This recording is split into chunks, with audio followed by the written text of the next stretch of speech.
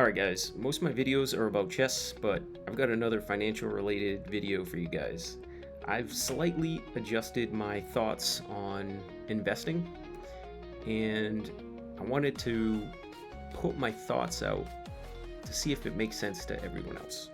And again, the reason for this is because I've adjusted my investing philosophy slightly.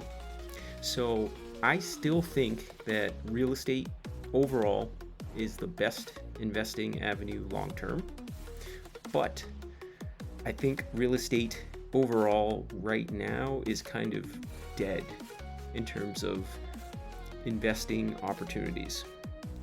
So much so that just to start off the video, I'm going to pick a random zip code in Massachusetts. I'm from Massachusetts, so that's why I'm picking it, but I could pick probably any other state besides for certain states that are in the center of the US because prices there appear to be better. But let's be honest, who wants to invest out of state? Now I'm going to use ChatGPT to kind of speed this thing up because it's not really the point of the video. I just want to prove that real estate is dead, okay? And so because it's dead, I needed to look into other avenues for investing. Alright, so here we go. Select me a random zip code somewhere in Massachusetts. It's generated this random zip code in Cambridge, alright? So here we go. The next question is, what's the low end price for a condo and for a single family in that area? And here's the answer, right? Condos are around $500,000, and then a single family home, for whatever reason, is around 1.6 million. Now I realize I randomly picked a zip code that's like actually extremely pricey to begin with, but guaranteed, like most other zip codes that you look for, are going to give you the same results.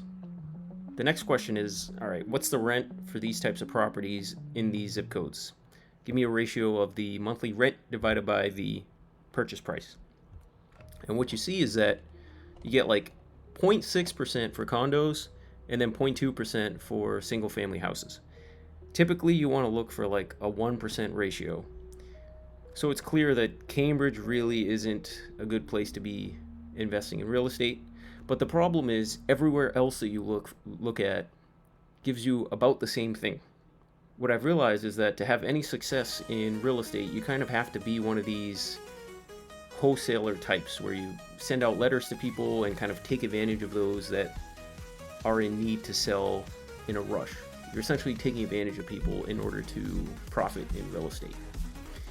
As such, I thought about it, and the primary reason why real estate is so attractive is because of leverage. So that's the idea of essentially taking out debt to buy the asset. What happens is that essentially you can put down a small down payment, which is a fraction of the purchase price, and then you can control a piece of real estate that's much larger. And because of that, when that asset goes up in value, it's not just a percentage of your down payment, it's a percentage of the whole thing.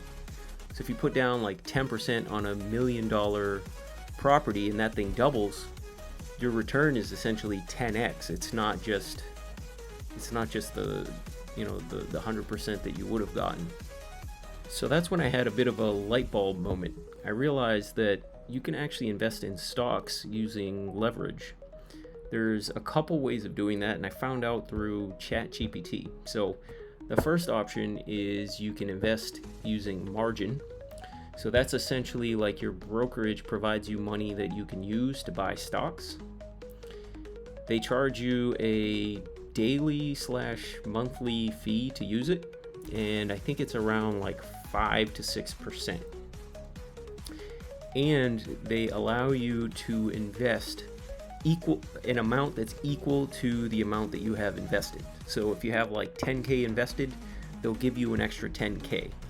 So that essentially doubles whatever the return is minus fees, if you're able to do that in a safe way.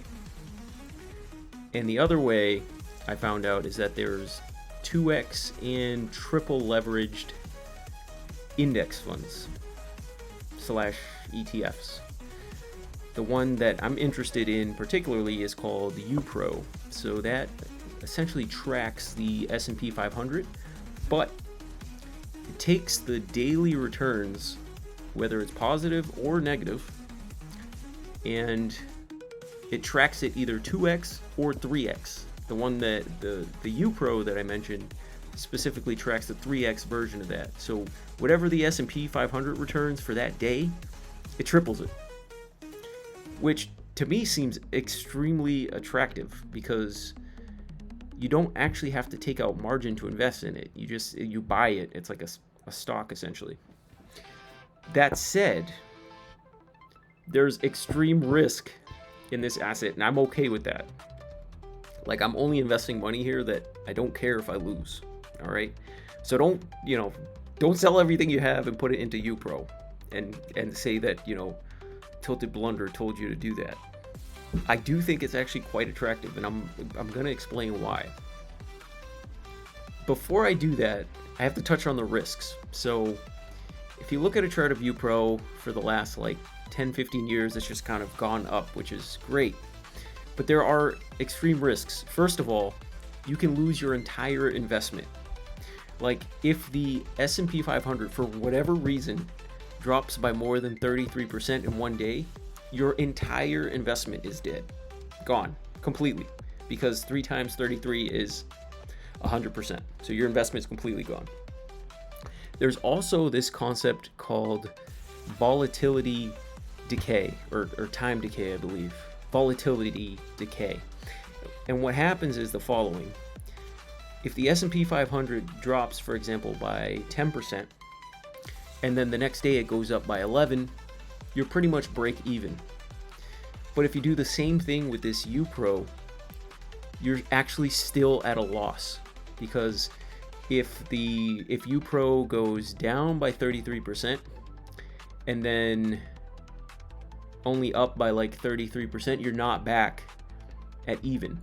You would actually need it to go up something like 40 or 45% to get back to break even. So don't think that the returns that you get on the S&P 500 times 3 is exactly what you get on UPRO. I still think I like UPRO as an investment, and I'm actually using it. I started this week. And my reason is the following. First of all, I'm okay with the massive declines that this thing can get. Like, I'm expecting this thing will go down maybe in some cases 80% or something when there's a huge market drop. But my point is this. If you do this consistently over time, like, take for example, if you do it once, let's say that you invested on like this particular day that I have clicked on, right? There's a chance that that one investment could have terrible returns over time. But what I'm betting on is that the S&P 500 in the long term is generally going to go up by its like 7 to 10% every year.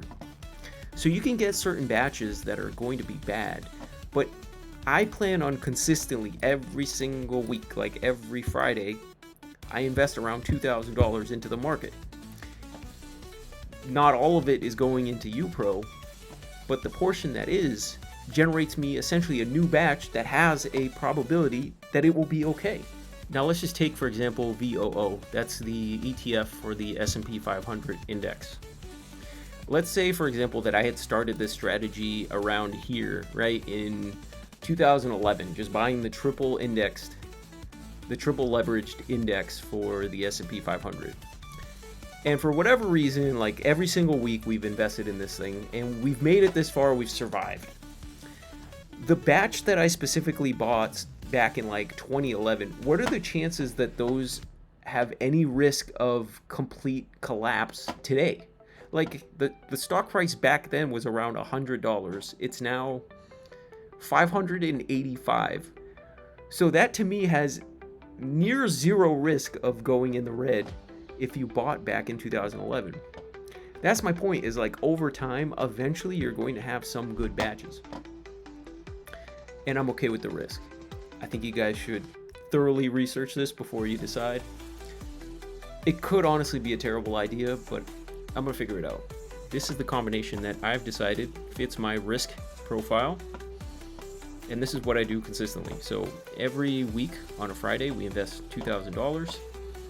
5% of that goes into a total bond market ETF, just to kind of be safe. Another 5% goes into crypto so that we can be a little bit wild. 10% goes into a REIT, a real estate investing trust. It's essentially like investing in real estate without owning the real estate. And then what I'm doing is I've decided to go half and half. So 77% of my investment goes into the stocks category, but half of that is going to go into the total stock market ETF. So that's VTI. That's like regular investing in stocks. And then the other half I'm putting into UPRO. Robinhood doesn't allow you to do reoccurring investments in UPRO, which is probably a good idea because it's extremely risky and I might be an idiot for doing this. But that said, I just manually invest the other half into UPRO every week. And then to top it all off, we add in, I think this is around 3% maybe? If 100 is 5%, then this is 3%. Yeah, we invest 3% into the Vanguard Total International Stock Market ETF for whatever reason. All right, kind of rounds out the numbers. So to conclude, first of all, I think real estate's dead. But I realized that the reason that I like investing in real estate is because of leverage. And then I realized that I can use leverage with stocks. And I can invest in a leveraged manner into stocks. That way I don't have to deal with tenants. I don't have to deal with missed payments. I don't have to deal with toilets. But I can get more accelerated returns. Let me know in the comments if you guys think I'm crazy. I actually think it's a decent approach. We'll see what happens. Hope you guys liked the video. Take care.